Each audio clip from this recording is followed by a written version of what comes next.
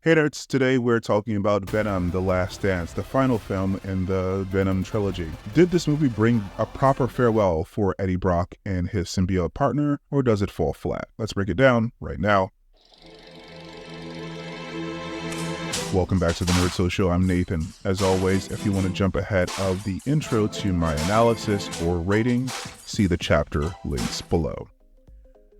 As I mentioned, today we're talking about Venom: The Last Stand, the third and final film in the series, and I've got lots of thoughts to share. It's hitting theaters on October 24th with a runtime of 123 minutes. How does the final entry stack up? Let's dive a little bit deeper. The spoiler-free logline for this film is, in Venom: The Last Dance, Eddie and Venom find themselves on the run, hunted by forces from both their worlds. With the net closing in, Eddie and Venom must make a devastating decision that will end their journey. This film is directed by Kelly Marcel. She is known for co-writing the previous Venom films and also the film Saving Mr. Banks. Kelly Marcel co-wrote this film alongside Tom Hardy, who plays Eddie Brock and voices Venom. As I just mentioned, Tom Hardy is back as Eddie Brock in Venom. His physical performance continues to be a highlight, showing Eddie's constant struggle to coexist with Venom. He is known for The Dark Knight Rises, Mad Max, Fury Road, and the previous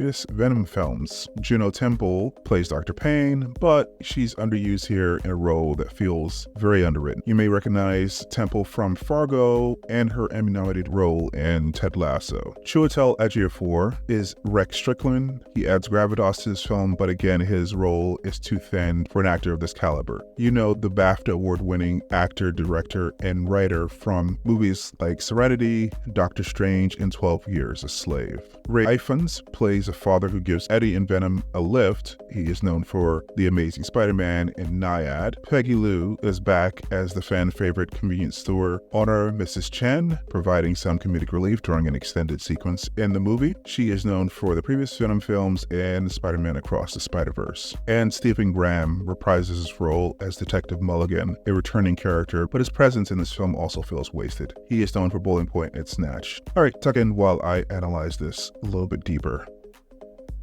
Let's start with the positives. While I haven't been a fan of the live-action Venom adaptations, I do appreciate Tom Hardy's dedication to the role. He's perfected the physicality of a man fighting to maintain control over a chaotic entity inside of him. The banter between Eddie and Venom is entertaining most of the time, and Hardy's dual performance is consistently solid. The symbiote character design in the third act are impressive, so are the CGI enemies. And for comic book fans, there's a lot of eye candy during that final battle.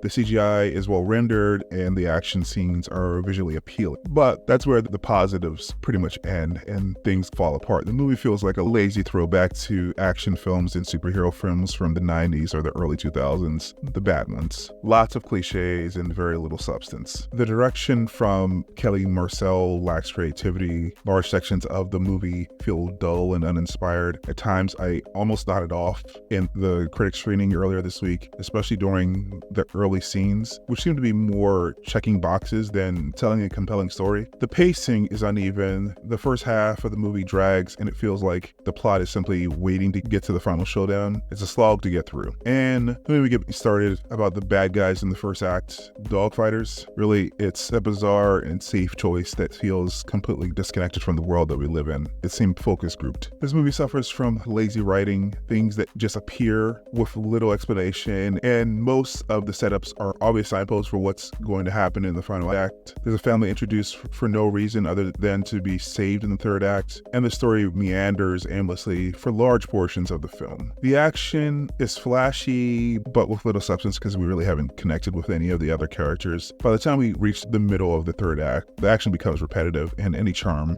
the film had is worn out. Tom Hardy does the heavy lifting here, but even his performance can't save a weak script. Juno Temple and Chiwetel Ejiofor are both wasted in their roles. These skilled artists can elevate some material, but there's just not enough depth here for them to work with. It's disappointing to see such talented actors stuck in a movie that doesn't give them anything interesting to do. In the end, Venom: The Last Dance is a disappointing conclusion to a lackluster trilogy. While there are moments of fun, particularly with Hardy's performance, the symbiote design, design, the dance sequence, and the third act battle. The film ultimately feels like a chore to sit through. You can probably just pick up those elements from clips on YouTube months from now. If you're a hardcore Venom fan, maybe you'll find some enjoyment here, particularly around the symbiote designs. But for the rest of us, it's not worth the price of a movie ticket. It's not worth driving to the movies. So in my final analysis, I am giving Venom: The Last Dance a couch co-opt, or a 4 on our rating scale. And if you're unfamiliar for a scale, it is down in the description. It's the kind of movie that's fine for a lazy night on the couch with friends, but it's far from essential viewing. So have you seen Venom: The Last Dance? What did you think of the conclusions of the trilogy? Share your thoughts in the comments below. If you enjoyed this review, don't forget to like and share and subscribe for more in-depth analysis of film and TV. See you in the next one, guys. Bye.